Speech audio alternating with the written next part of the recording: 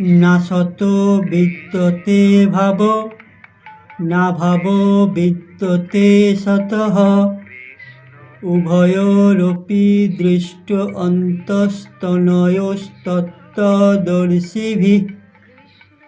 তত্ত্বদ্রষ্টাগণ সিদ্ধান্ত নিয়েছেন অনিত্য জড়বস্তুর স্থায়িত্ব নেই এবং নিত্য বস্তুর কখনো বিনাশ হয় না।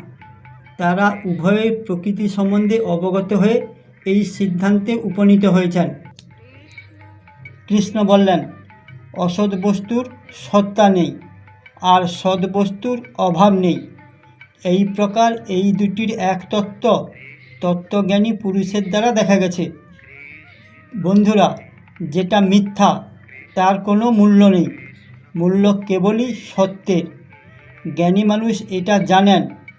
যার আসা যাওয়া চলতে থাকে তার জন্য কেউ কেন শোক করবে? সুখ গেলে দুঃখ আসার জন্য দরজার সামনে দাঁড়িয়ে থাকে। এক সংবাদে দুঃখ হয়, আবার পর মুহূর্তে এক সংবাদে আনন্দ হয়। কিন্তু যদি আপনি জ্ঞানকে বোঝেন, এটা পাবেন এই দুটি মিথ্যা, এর কোনো মূল্য নেই। মূল্য কেবল আত্মার, এটাই সত্য।